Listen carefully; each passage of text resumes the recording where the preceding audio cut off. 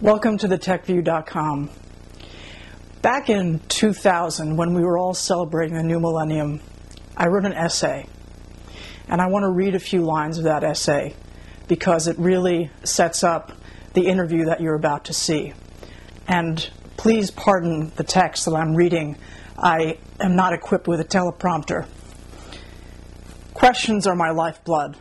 Without them, I could not be a conduit of truth. I could not be a journalist. Journalism is not my only stronghold. There is the Torah. There are Jewish journalists who have little to no regard for the Torah. For them, there is no connection, no bridge between truth and God. They file their news reports to big city editors, feed the wire services, broadcast their satellite-rendered images, tell their stories, confident they arrived at the truth all by themselves. That's not the way I work. For me, there is a link between speaking, writing, an interview, broadcasting, broadbanding, and the Torah. And having said that, enjoy this interview with Rabbi Andy Bachman. So, Rabbi Bachman, thank you for agreeing to this conversation. You're very welcome. My first question to you is concerns your blog. You have been blogging since April of 2005. That's right. And I want to know, why did you start to blog? Considering your job, which is that of a rabbi in the largest congregation in Brooklyn, why do you do it? Well, I started blogging before I was here as a rabbi. And it was part of just an ethic that I developed as a rabbi, which is understanding that you have to reach people where they're at with Jewishness and Jewish questions and Jewish ideas. So the blogging began as a kind of outreach effort to be able to have a Jewish conversation with people while they were spending so much time in front of their computers. All the research had indicated well into the late 90s and early 21st century that people were spending inordinate amounts of time online, and I felt like it was important to be out there to the people that I was trying to reach. It's kind of that simple. I mean, it's remarkable how much time people actually do spend online with every new development. Like about a year ago, a congregant actually invited me onto Facebook, a congregant in her 50s. Just to give you a funny idea, people ordinarily think like, oh, wasn't Facebook, I think, developed for college students or something like that? But it's how it's become used now is really amazing. And so I was invited on by this congregant who said, you really should do this. And a bunch of parents at 321, also where our kids are in school, said the same thing and have kind of kibitzed me on using it for notifying people of events and just staying connected to people. And what's funny is I don't consider myself a person who spends a lot of time online. So I'll go on to write, to reach out to people, and then I'll try to the best of my ability to kind of get off. What's interesting, though, is, and I think about this all the time with regard to congregants' lives, is how much business is actually now transacted via email. Whole conversations, you and I know, we had whole exchanges in our relationship with one another, rabbi congregant, that have not even always been face-to-face, but probably even more have been on email.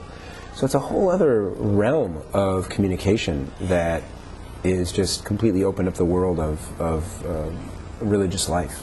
With respect to the type of communication that it is, do you feel more bold when you're writing your blog as opposed to your Friday night sermon? It's a good question. I would say that in the beginning I used to. If you go back and look at 2005, I think I said some pretty obnoxious things. I wasn't a pulpit rabbi at the time. I was scratching the itch of the secret desire to be a writer. And I wanted to be provocative because that seemed to be one of the early ethics of blogging, like to be provocative. And as I've begun to mature into the position here, it's less important to me, especially because it's less important to me to be so bold. And I think by nature, I don't mind pushing the envelope face-to-face or in writing. So it's not that I've shied away from it as much as I've learned, in different contexts, the way you frame a message can actually be more effective, often if it's less bold.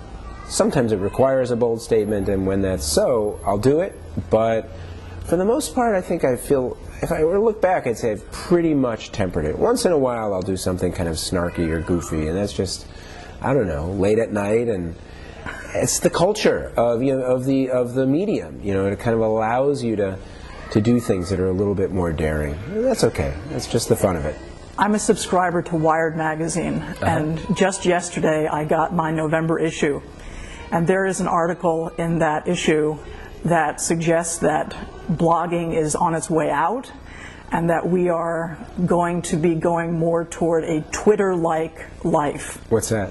The idea is to express yourself in the briefest way possible. You're limited to characters. 2 summers ago in Israel, so Twitter, okay, there's an Israeli who's, I think, developing a Twitter language. Of course, if it's on the cutting edge, I'm sure an Israeli's involved. And so, in other words, speaking in iconography, basically? Is it like the face, I think that auto-emojis and all that stuff? I don't do Twitter. But I just, since you blog, it seemed to me a mandatory question. Right. Got it. No, wouldn't interest me. I mean, I joke only half-heartedly about the cave.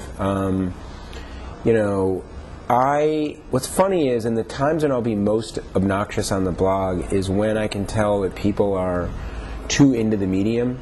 And as you know, I mean, one of the main reasons why I wanted to come into the pulpit is to be in the community. It's one of the nice things about the blog, ironically, that it's given me a public face for lots of people who aren't members of the synagogue. So when I walk the neighborhood now, I've met tons of readers who are not members, but who are searchers. And so it's created that bridge. But for me, fundamentally, it's created the bridge to the human interaction.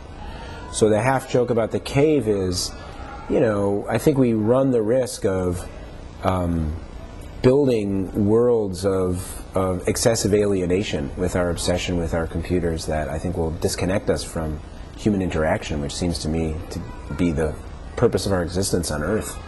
I see that you have an iPhone. Yes. So does this mean that you are a gadget guy in general, or do you limit yourself to the iPhone because it does everything that you can possibly want? I'm like one of those people who would say, I have an iPhone and I only use it for limited reasons, and then like at an AA meeting, everyone would start applauding. So my children, 2 years ago, I started out with a BlackBerry, which I had for 2 years. And my kids saw this Wall Street Journal article about crackberry addicts or something like that, about dads and moms who just couldn't get off, and there was a picture of like a dad sitting on his kid's floor, and the kids were hammering him for attention. And my children ripped it out and they put it up on their wall when they were 6 and 5. And it was like a good message, from the mouths of babes.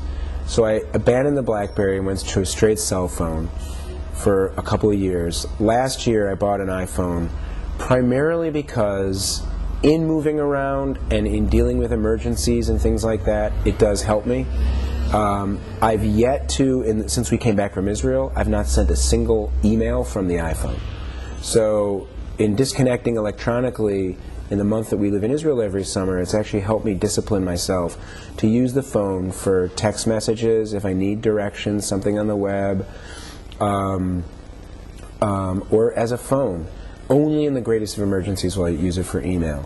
And interestingly enough, big moment of realization is that I'm finding myself in the smaller moments of time, 45-minute train trip into the city, what have you, I'm reading more.